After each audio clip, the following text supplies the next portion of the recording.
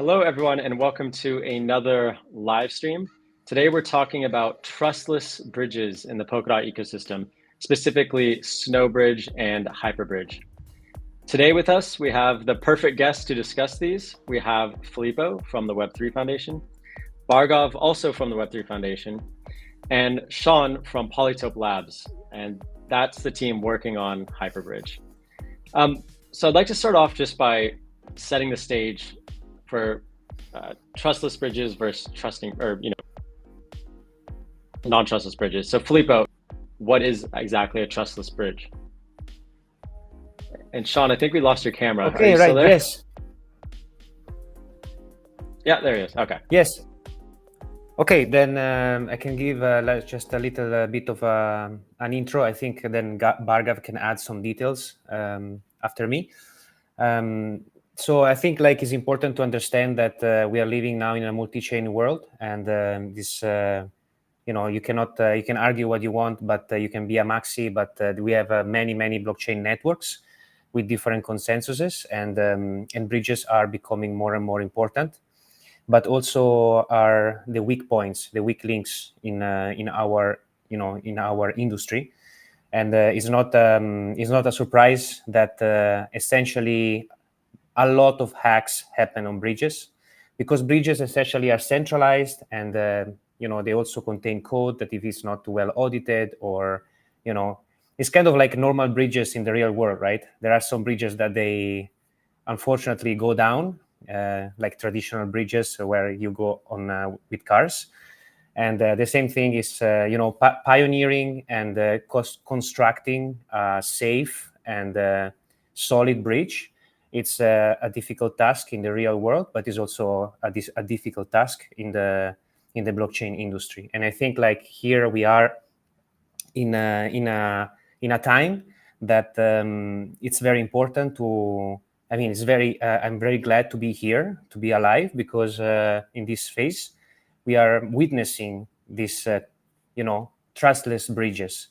So essentially, when you are using most of the bridges out there, they're centralized bridges working with multi-signature accounts that they actually attestate, that one chain is in one state and the other chain is in that state, and you put trust in this central, central multi-signature account or whatever.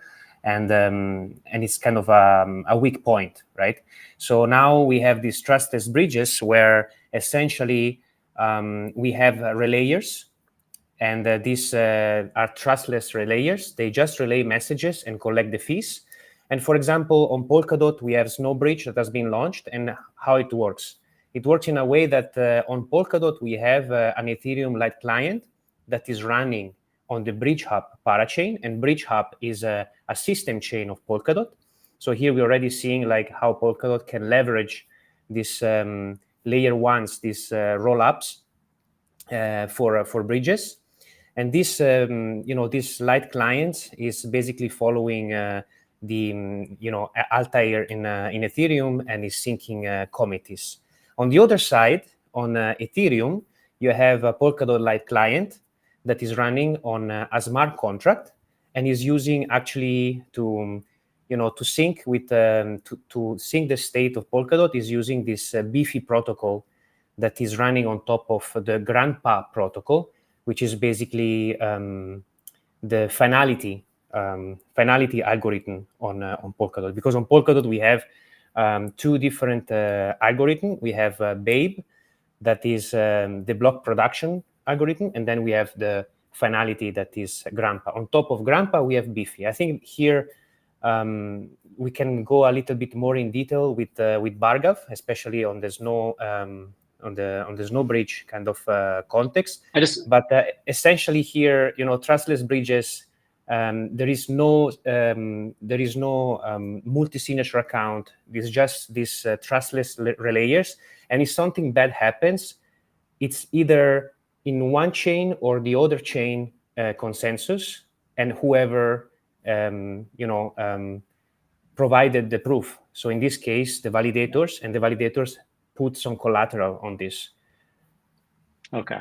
Let me just make sure I understand that correctly and just want to summarize it for the audience. I'm sure most of them are already familiar with bridges, but basically a bridge is a mechanism to transfer assets and data between two sovereign blockchains. The centralized bridges are susceptible to hacking because you're trusting a multi-sig, whereas with the trustless bridges, we're relying on trustless relayers. Okay, did I get that right? Yes, I think more or less. Okay. Maybe here we can pass the Yeah. the word Let's go to Bhargav. to Bhargav and see if he can like expand maybe a little bit in the context of Snowbridge, and then later on we can go to Sean and in the context of Hyperbridge and see what are the difference and the use cases and all. Sure. So like in the physical world where bridges connect two siloed regions, it's the same in the blockchain world, right? So bridges are basically infrastructure layer which connect two technically diverse and independent chains. So blockchains have consensus within the chain itself, but it's always hard for them to fetch and believe the state of another chain, right? So that's exactly where like bridges come in. And the word like trustless is kind of relative over here, right? So for sure, like there are bridges which have centralized entities.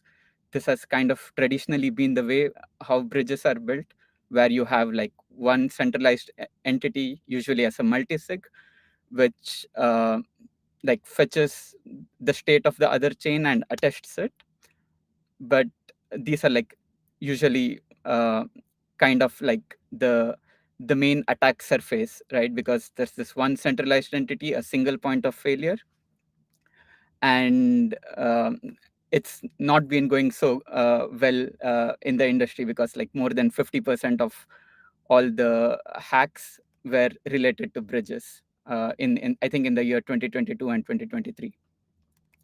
So yeah, to kind of mitigate this issue, the industry has kind of been working on trustless bridges, and the word trustless is relative because like of course you still have to like have the usual trust assumptions on the source chain and the target chain, right? So for example, on the Polkadot Ethereum bridge, you still have the trust that like the Byzantine trust assumptions on Polkadot and Ethereum. The word trustless really means that there are no additional trust assumptions, right? So there are no trust assumptions on the relayers. Specifically, when designing the bridge between Polkadot and Ethereum, Snowbridge, we had this very specific requirement that the relayers, basically the actors who send messages between the two chains, there are like no trust assumptions on them. So they're like both trustless and permissionless. So anyone can come become a relayer. So the relayers don't have like any stake before they participate in relaying the messages, right? And so whenever like things go wrong in the bridge, the mechanism should be in such a way that we can kind of track hold of validators who are like the root cause of the misbehavior. And this is something that like we've like achieved with Snowbridge. Awesome. Yeah, it's I think Bhargav is working on Web3 Foundation, like me. He's in the research team. He's working on Snowbridge, so I think also for him is quite an honor, like to work on this kind of phase of the blockchain industry, pioneering this trustless bridges. And of course, like I think there are a lot of challenges when it comes to pioneering this kind of infrastructure, especially bridging to different consensus that have different like crypto economies, and you want to make it in a way that it's on the long term is kind of easy to use, but also it's economically feasible to maintain, because I imagine that when you have these bridges, you have to continuously keep syncing the state, right? Even if you're not using that bridge, you should sync at some point, right, in order to keep it up to date. So is it there like, can you maybe tell us a little bit more about these challenges that came across, especially bridging from Polkadot, where fees are kind of, quite low, to Ethereum, where it's definitely like another story. Sure. Yeah. So I think like the main challenge here was to kind of like build a very efficient light client of Polkadot on Ethereum, right? So the way you go about is that you build kind of an on-chain light client, which is a smart contract on Ethereum, which follows the finality of Polkadot, right? So like on Polkadot, the finality is reached through grandpa, right? So there's basically this grandpa finality gadget, which decides which block is finalized and not. But the design of grandpa was mostly focused on efficiency and like really low latency. So for anyone to verify the consents of grandpa, it required like kind of like maintaining the state, knowing the forks and so on, right? And building a grandpa light client on Ethereum would be extremely expensive, and not efficient at all. So to kind of like solve this issue, we came up with a new protocol called Beefy, which is an additional layer of finality on top of grandpa. So so the blocks that are already finalized by grandpa are kind of refinalized by Beefy. But in Beefy, the proof of finality is very easy to verify, even by an on-chain light client, like a smart contract on Ethereum. So a lot of like design decisions of Beefy were really like tailored to make it light client friendly, right? So for example, the signature schemes used and even like the mechanism, like in Beefy, like all the validators kind of just like vote on a finalized block, and the way you check if a block is finalized or not is just see if like the supermajority, that is 2/3 of the validators, have signed on it. So this makes it extremely efficient for us to verify these signatures on the on-chain light client. So like the first like approach we took was to simplify the finality, like adding an additional layer of finality such that it's very easy to verify on Ethereum. And the other was that like even with this modification, it's still a lot of signatures that we have to check on the light client, right? So to make it even more efficient, we came up with this random sampling protocol, where we only check a randomly sampled subset of validators on Polkadot, but we still kind of ensure security while improving the efficiency. So this is a very novel technique that has kind of been, demonstrated, like its practicality has been demonstrated with Snowbridge. But this is quite a generic technique, and it can be used for like other bridging solutions as well. Interesting. So basically, to pioneer this Snowbridge, there were like two what to say, like technological improvements, or like one is the technology. Like, yeah. So one technology. Yeah. Yeah. So yeah. Sorry. Go on. Yeah. So like the two main components of the bridge can be thought of like the Beefy finality itself, which can be used by any other like on-chain light client, right? So it's really been designed for on-chain light clients. And the other is like this particular way in which the light client is using Beefy, which we call like random sampling. So without this random sampling, essentially would be way more expensive. Exactly. To check, it would right? be an order of magnitude expensive to verify the Beefy finality. And so, coming back to like the particular question you asked about these like consensus commitment updates, right? So if you have a bridge, you kind of like fetching the state of one chain and committing it on the other chain. And this is something that has to be done periodically. So I think in Snowbridge, we have this like set to like once in 4 hours. But depending on the traffic, this can be like this parameter can be like dynamically set. And these updates are quite expensive, right? Because like every time you make an update, you are like kind of verifying the finality on chain on Ethereum, and this price is like very dynamic, dependent on the gas price, the price of ETH, and so on. So yeah, that's how you want to like reduce as much as possible the costs of verifying the finality. Nice. No, thanks a lot for these updates. It's pretty interesting to see like how these trustless bridges are built. But here there are two trustless bridges, right? We have Snowbridge and we have Hyperbridge.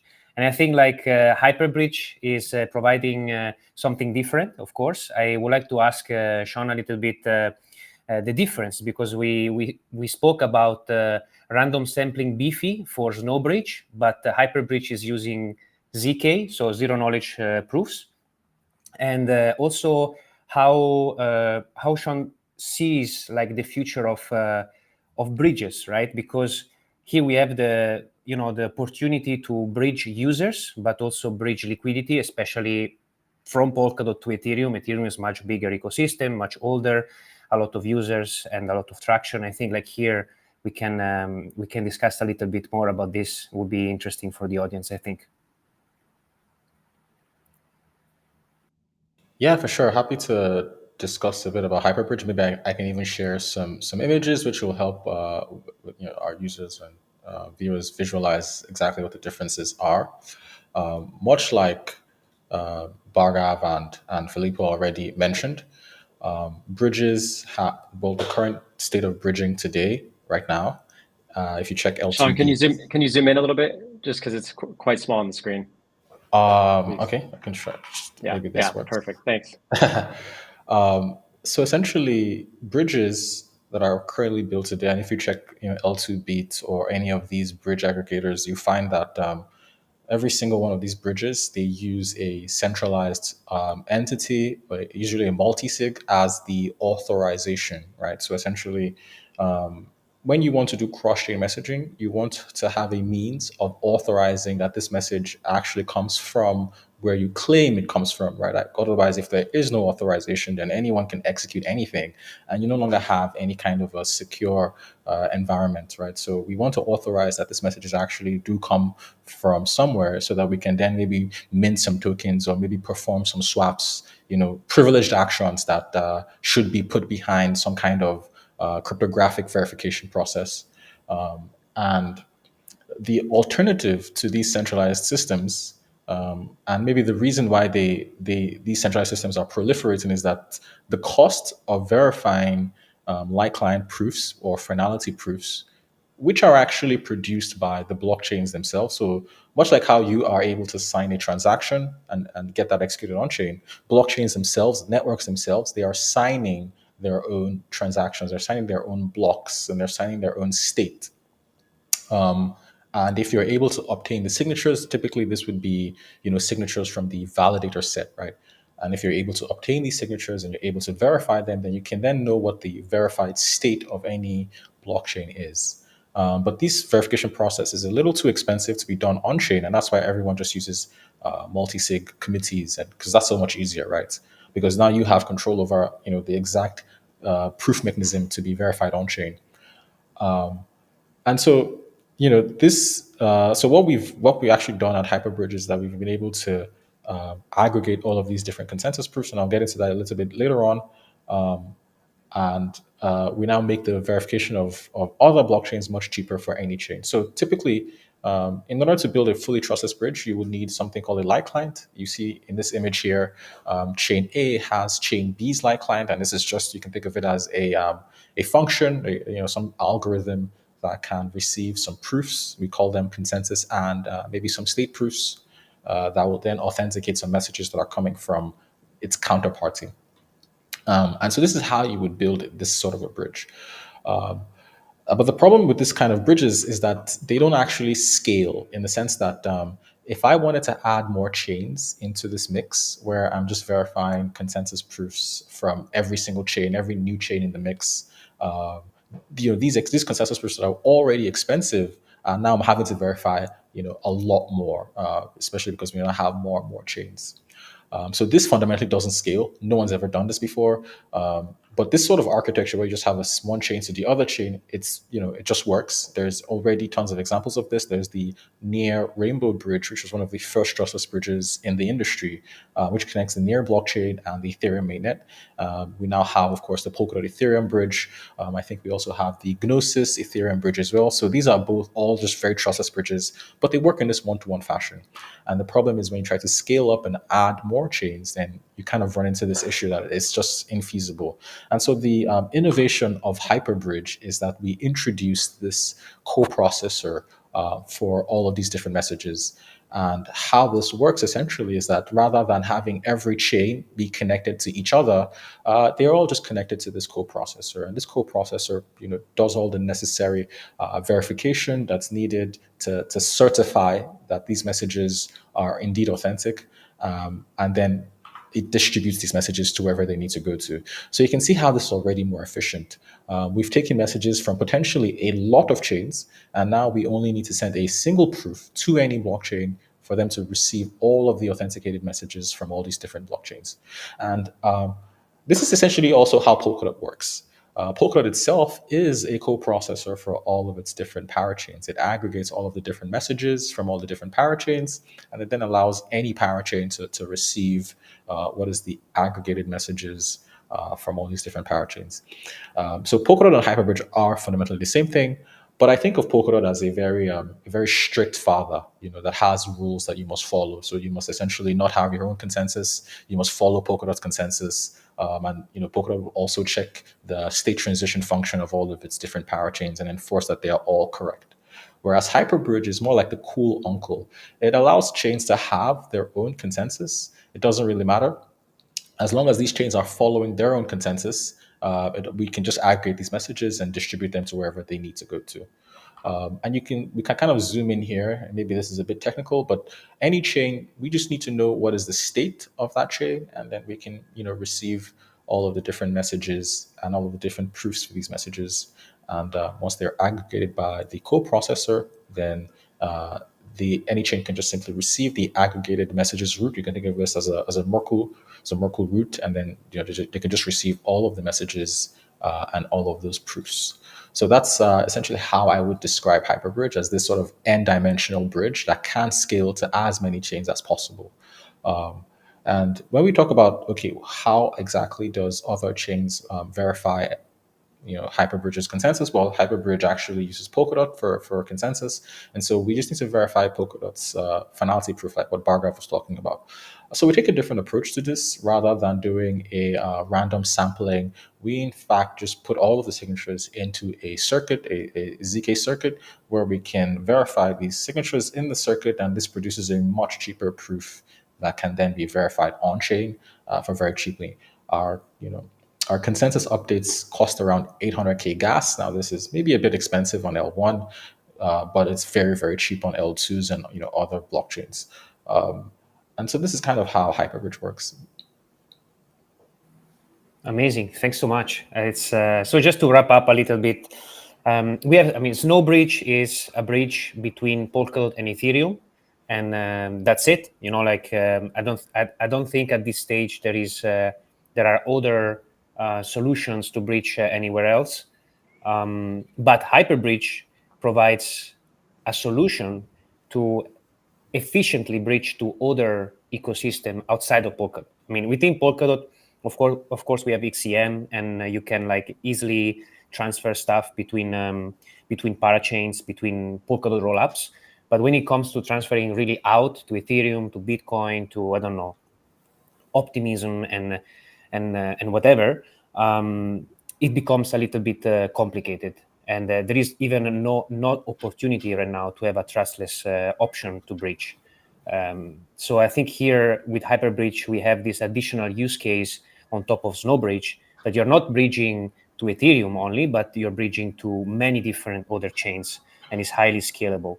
So my question here is like, Hyperbridge is a parachain, right?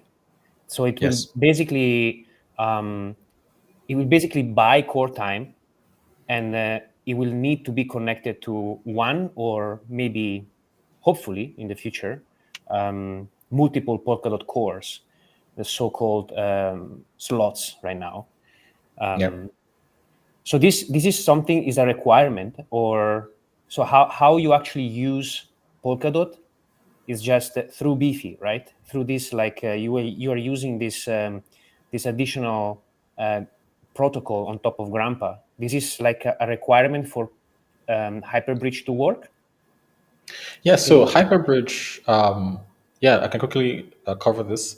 So the core inspiration behind Hyperbridge is that we realized that blockchains are fundamentally verifiable computers.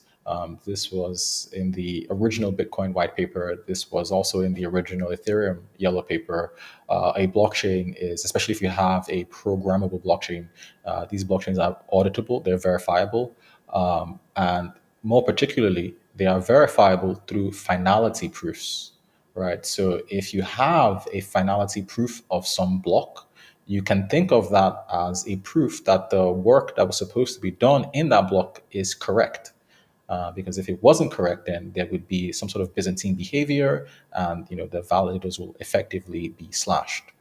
And so you can imagine that if you can put any kind of computation into a block, and you can obtain finality proofs of that block, you can just say that, well, all this computation will run correctly. And so for us, Beefy is an advancement into making blockchains more cheaply verifiable. So at the moment, Beefy is currently using ECDSA signatures, and it has this very efficient Merkle mountain range commitment for ancestry proofs. Maybe not relevant for everyone else, but this effectively allows us to very, very cheaply verify the work that's done in Hyperbridge's blocks. And if it's the case that the work that Hyperbridge needs to do scales, maybe as we connect to more and more chains, as you can imagine, we're now processing more and more transactions, then we can parallelize this work either through elastic scaling, or whether through acquiring multiple concurrent cores. But the beautiful thing here is that we don't need to then have multiple different finality proofs of multiple different parachains. A single finality proof from Polkadot kind of tells us that the work that's done across all of its parachains are correct. And this is something that no one else, is talking about. This fact that Polkadot is this multi-core computer that's verifiable. And this is essentially what Hyperbridge leverages. Wow, it's amazing. I mean, I never heard like this said it like this before. It's like kind of interesting as well, like to leverage Polkadot technology for this efficient, like trustless bridge. And more here, like in this context of your Snowbridge and Hyperbridge, what are the times, from the user perspective? I mean, user don't care, right? I feel like user really don't care what's underneath, unfortunately. But then when problem happens and the hack happens, then they care. And that's why our industry probably got a negative connotation, because it just happened that this hack give these all negative things, and then it's like when bridges start to fall down in the real world, you are scared to go on the cars with your car on a bridge. The same thing happen here. And how actually secure is a trustless bridge? I guess there is a weak link. It's probably the weakest consensus, or the less secure consensus. And the second question, this is for both, probably for Bhargav. We can ask Bhargav. And also the second thing is, how fast is Snowbridge? And maybe after Bhargav, Sean can give the same answer. Like how fast is Hyperbridge? How immediate can see, if I want to transfer and use Snowbridge, how much should I wait as a user? Sure. So I can kind of talk about the security aspect of the bridge. So the argument for the security of Snowbridge is more from a crypto economic perspective, right? So the way we argue about the security of the bridge is that if an attacker wants to attack the bridge, then the expected outcome or the expected value of the attack is negative, which kind of deters the attacker from initiating that attack itself. And over here, you can think of it as like the attack for a bridge like this, especially like from the Polkadot to Ethereum direction, can be thought of as like one of the validators on Polkadot who signs a malicious block and is now trying to push that block into Ethereum, right? And the way we design the security parameters and so on is by having this basic assumption that if an attacker tries to attack the bridge, then his expected outcome of the attack should be negative. And this is basically coming from the fact that if an attacker signs a malicious block with his beefy signatures, then he's going to get slashed.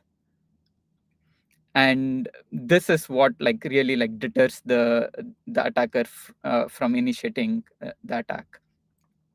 So over here, like kind of like the analysis is the more complex part, where because like we are also using like the randomness from Ethereum, like the randomness beacon, and the whole like crypto economic security argument is based on this expected value of an attack being negative. Right. And in particular, like about like the latency of the bridge, I think the latency of the bridge right now is like kind of like 2 epochs on Ethereum, because we use the randomness of the random beacon on Ethereum, and for it to be like unpredictable, we have to wait for like 2 epochs. So this translates to somewhere around 23 or 24 minutes. But we are already in works of like improving this latency. We have or we are like thinking about using additional like cryptographic techniques to reduce this latency going forward with more or less the same design of the bridge. Right. So I think here, like the focus is first to focus on the security, probably make it secure, and then if I'm if I'm right, you can correct me. And then now you're starting to see how you can make it more efficient, like with this with this random beefy sampling, and now even more efficient and possibly like become to say like competitive with traditional bridges, right? No, interesting. And how is with Hyperbridge, Sean? Like it's like how is like in terms of security and then also in terms of latency? I want to like precise here. Hyperbridge, maybe you can also correct me here. I mean, as Snowbridge is live, it is operational, but Hyperbridge will launch anytime soon, right? It's still not like in production kind of state. So yes, Hyperbridge is it's not live yet, but we've gone through audits, we've gone through numerous testnet cycles, and actually we're ready for deployment. We are just kind of in the last stages of putting things together. We should expect deployment either this month or next month. Awesome. Maybe to discuss a bit more on sort of the crypto economic security of bridges. This is something that we're very obsessed with at Polkadot Labs as well. Is that yes, the argument of the security of bridges is no longer a cryptographic one; it's a crypto economic one. It's the question of how much capital, how much is at stake for a bridge to be compromised. Now, in the context of Hyperbridge being compromised on its connected chains, much like what Bhargav has noted, is that, well, essentially, a supermajority of the Polkadot validator set will need to double sign and maybe forfeit essentially what their stake is on the Polkadot network. This would be close to around $4 billion today, and so we can, with some reasonable guidelines, assume that this is not going to ever happen. Um, the question also now becomes, what about the connection of third-party blockchains to Hyperbridge? And this is where there's a bit of some trickiness. So essentially, in Ethereum has basically the highest economic security of any proof of stake blockchain today. It has, I think, over almost $100 billion worth of assets staked. But the consensus proof that it produces today is only backed by roughly $30 million. So there's a disparity here, right, in how much security is actually backing Ethereum's consensus proofs. And this is why we were just not satisfied with this protocol that Ethereum had created for light clients to consume, and we went ahead with our own research into how we might be able to verify the full Ethereum set, because essentially what we have today, and what I think a lot of bridges use, not just Snowbridge, but also the Near Bridge and everyone who has a trustless bridge to Ethereum, is that they're using this lower economic security protocol. Whereas we at Polkadot Labs, we actually design our own protocol based off, of course, the Web3 Foundation research, a protocol that allows us to verify the full Ethereum economic security, right? So basically, signatures from all of the validator set. So we benefit from that $100 billion of economic security rather than this $30 million economic security. And this actually, of course, also extends to all the other chains that we are interested in connecting to. So chains like BNB has very high economic security if you look at how much is staked. Eventually, chains like Polygon as well. And this is what will guide us in connecting Hyperbridge to different chains. Thanks, Sean. And we do have a live chat going on from the audience, and we have a question here from Joe Mama. It says, "What if the attack reward is greater than the slash amount?" So maybe, I don't know, Bhargav, could you maybe take that one? Sure. Yeah, that's a good question, right?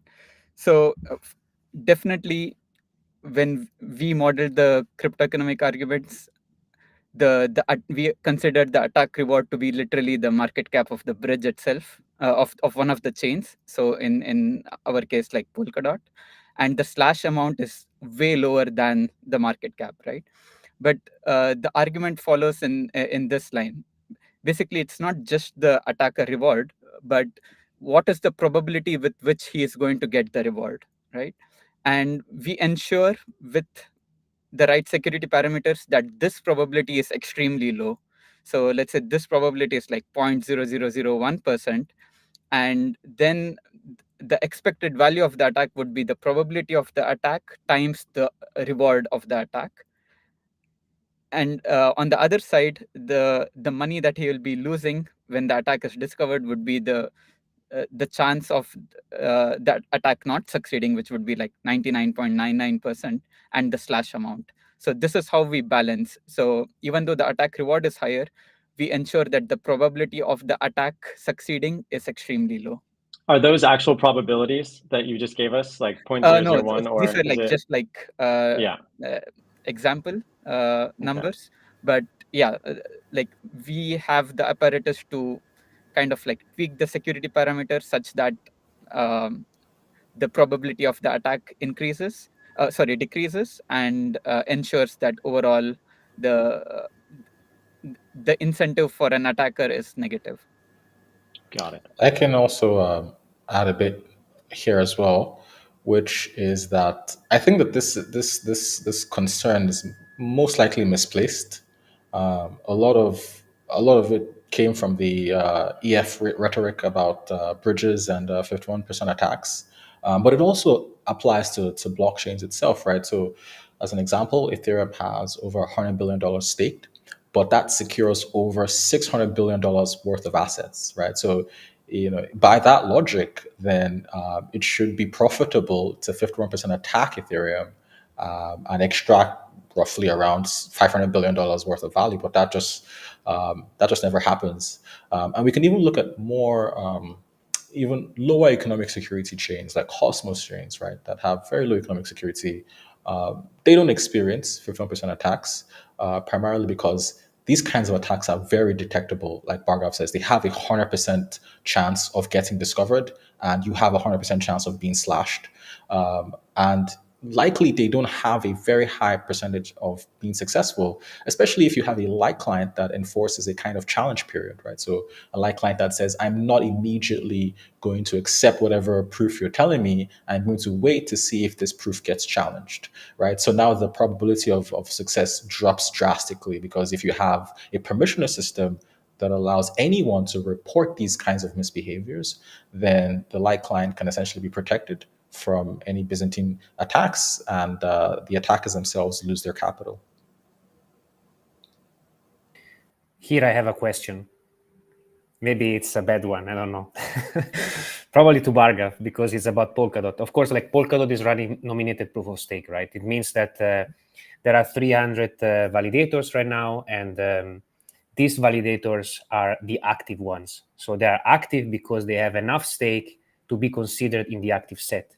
In reality, we have like a pool of 1,000 validators, but not everybody gets active during a single era during that day.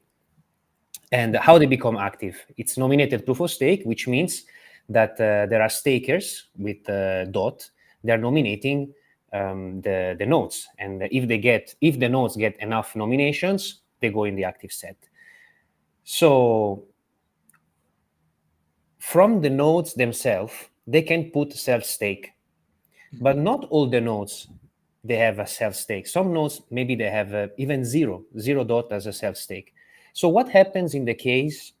Of course, I don't know like how this is simulated, but it can be that the proofs for this trustless bridge is it's given by a node that has a lot of nominations, but zero self-stake. In that case, if it's malicious, the stake of the nominators will be at risk. Of course, it will lose the reputation that nodes will incur like bad reputational damage and these kind of things. But I wanted to maybe know if there is if you have any comments, especially Bhargav, if has comments in this respect. For sure, yeah, this is like a very valid question, right? Because in like a nominated proof of stake system, you can be a validator without really having your own stake. So this is like one of the other reasons when you as a nominator have to be a bit more careful on whom you're nominating, and ideally also look into how much self stake is put by the validator himself. But like you can also kind of think of this as that, of course, a validator without any self stake, if he misbehaves and gets slashed, then he is not losing anything himself. But there is also the potential loss of future commissions and rewards that he's giving up, right? So you as a validator, you can, of course, without any self-stake, you can misbehave and get all your nominators slashed. But you're kind of like losing on the the opportunity cost of what you would be making as a validator, because it's hard to build that reputation again and gain the trust of the nominators. So there is like an implicit cost of misbehaving, even though you are not self-staked as a validator. But yeah, that's definitely a fair point that you can't directly assume that the uh, the stake of the validator is the only thing that deters him from misbehaving, because in a nominated proof of stake system, it's the nominators who are kind of losing and not the validator directly. Right. No, it's just like I think a good question here, because I mean, I have people I know that they are validators, and they really like took a long time to be in the active set, to build reputation. So I feel like here this is a kind of a fair point. Even if you don't have self stake, you can lose a lot of reputation in the system, and miss out all the rewards and it's basically the the opportunity cost. Like, if you basically your like earnings over the next year, or even a longer time horizon, which you're losing out on. And this is like kind of like really hard to quantify. And the other thing that we have noted is that even though a lot of validators right now, it might seem that they are not self-staked, but this is more because of the reason that they kind of have a different entity which nominates their own validator, right? So Right. Yes. so it's not very obvious, or it's hard to quantify how many of these validators do not have a self-stake. Because if you, instead of like self-staking, if you just like nominate yourself, then you are more flexible. In case you are not in the active set, then you can like use those dots to nominate someone else. So it's very hard to quantify which like what the actual self-stake of the validator is, and the self-stake parameter is not the right reflection of this value. Right. Thanks. Makes sense. I think like Sean didn't tell us actually the latency of Hyperbridge. So maybe here we can have a little bit more information. And also, I think I want to specify that Snowbridge is running on a system chain, and this bridge hub system chain, while Hyperbridge, it has its own like roll up, its own chain with its own token. And I think you did like a crowd loan, right, to get this lot. I think you were also on Polymech. The Polymech will be live later this year, but not yet. Okay. The Polymech will be live later this year. So maybe you can give us a little bit more information about the token, the use case of the tokens for this for Hyperbridge. For sure. So maybe a Thanks. bit about the latency of Hyperbridge. Essentially, the latency for a message coming from maybe a parachain, because these parachains are kind of co-located with Hyperbridge and have very fast finality under Polkadot. You can expect around 5 minutes for a parachain, a third-party parachain, not Hyperbridge parachain, to any chain that Hyperbridge is connected to.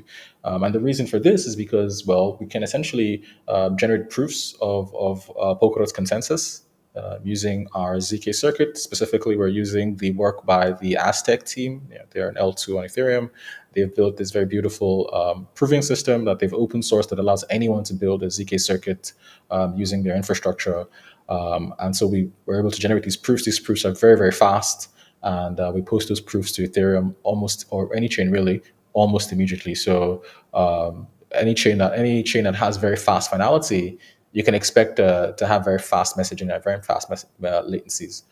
The only problem I would say is if you are on a chain that has very slow finality, so maybe the Ethereum ecosystem or any of its L2s, then your messaging latency will be around 20-25 minutes, because we also have to wait for Ethereum to finalize your transaction. And this is also the case, if you deposit some Ethereum assets into Binance, Binance also makes you wait for your transactions to be finalized. And this is just to protect against reorgs or any kind of malicious behavior there.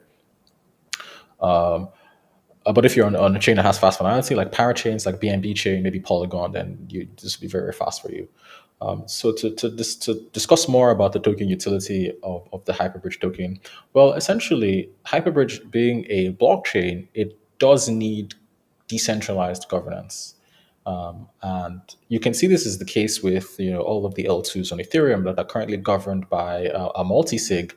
To me, it's like, why do all that work if at the end of the day the code is still going to be controlled by a centralized authority, which can essentially swap out the legitimate code and then put in a malicious code that then steals people's funds. And so first and foremost, the token will serve as a way for us to decentralize control over the Hyperbridge blockchain and the code that it runs, essentially allowing us to be absolved from any kind of ownership of the protocol. But secondly, the token also provides the ability for value accrual. So whenever you're sending messages through Hyperbridge, you have to pay a protocol fee. This protocol fee is the fee for Hyperbridge to process your transaction. Otherwise, if it doesn't collect any fees, then people could just spam the Hyperbridge chain with cross-chain messages. And so you pay protocol fees, and eventually the governance can decide to buy back the token using this accrued protocol fees. People pay protocol fees in stable coins on any of the connected chains. A third use case is actually for GET requests, or what we call, or rather state reads, or what we call GET requests. So Hyperbridge doesn't just allow for messaging, it also allows for storage reads. So any contract can ask Hyperbridge for what is the storage value for any contract on any chain. You can imagine you can ask Hyperbridge what is the price of some asset pair on Arbitrum, and you can get that data on Optimism. And essentially, in the way that this works is you pay the stablecoin fee on any chain you're on, and a relayer will then use the Hyperbridge native token to process this response, right? So because it's a transaction that has to be executed on the Hyperbridge blockchain. So the token is then used to process these responses. And finally, the token can also be used for MEV, for cross-chain MEV. So Hyperbridge basically, like I showed in my previous slide, it's aggregating messages from all these different chains. Technically, it's putting all of these messages into a single Merkle tree. If you know anything about Merkle trees are basically a flat list. So once things go into that Merkle tree, they are kind of ordered by that Merkle tree, right? And so when you're delivering these messages to any of our connected chains, you have to deliver these messages in the order that they have been, set on Hyperbridge. You can't deliver them out of order, otherwise, Merkle proofs just won't work. And so what can happen is you can have relayers who want to extract some cross-chain MEV, essentially pay a tip to the Hyperbridge blockchain to essentially choose what the order of a certain batch of transactions should be. Now, to submit a batch of messages to Hyperbridge is free. This is because people have already paid on the source chain. But if you want to influence what the order of these transactions should be, then you can pay a tip to the treasury in order to influence the order of transactions. So this is the token utility for Hyperbridge. And of course, there will be staking for relayers, and we've kind of already gone through that in our blog posts. Thanks a lot. Thank you. I think maybe we should wrap up the space with Evan. We're coming up on time here. I just wanted to see if there were any closing thoughts. I know, Sean, you mentioned Hyperbridge will be deployed either this month or next month, if I heard you correctly. Yes, we are just in the final stages of putting everything together, doing some nice internal audits, and as well as developing the front end interfaces that users can actually interact with. Hyperbridge itself is a blockchain that doesn't have any UI, so just putting all these things in place for users. And potential fundraise through Polymech later this year as well. Yes. Nice. And Bhargav, any closing thoughts you wanted to share? What's next for Snowbridge? I mean, it's up and running, but is there anything else that you're currently looking forward to? Yeah, so we are also working on one of the kind of improvements to the already existing random sampling protocol, which is going to reduce the latency, right? Drastically reduce the latency. This is one of the directions in which we want to take the random sampling beefy into. And just as closing thoughts, we at the foundation have this guiding principle: less trust, more truth, right? And the work on Trustless Bridges is basically steps in this direction. Nice. Will either of you guys be at Web3 Summit in Berlin? Yes. I actually have a talk on random sampling. You have a talk? Okay, great. So for all of the listeners or people watching, Web3 Summit is happening in Berlin. It's put on by the Web3 Foundation. It's August 19th and 20th, I believe. So if you don't have a ticket already, head over to the Polkadot's Twitter. We tweet about it. You can find a ticket there. And also tomorrow, we're doing a live stream with the Web0 team. And Web0 is putting on a multi-chain hackathon during Web3 Summit. So we're going to talk to Sasha, Xylo, and those guys are at Web0 and learn about their plans for that hackathon. So please join us tomorrow at the same time. You can watch on X, LinkedIn, or YouTube. And I just want to say thanks to Filippo, Sean, and Bhargav for joining us today. Let's do it again sometime soon. Yeah, for sure. Thanks for having me, guys. Yeah. Thank you all. It was Take care. enlightening. Cheers. Very good. Thanks, guys. Bye, everyone.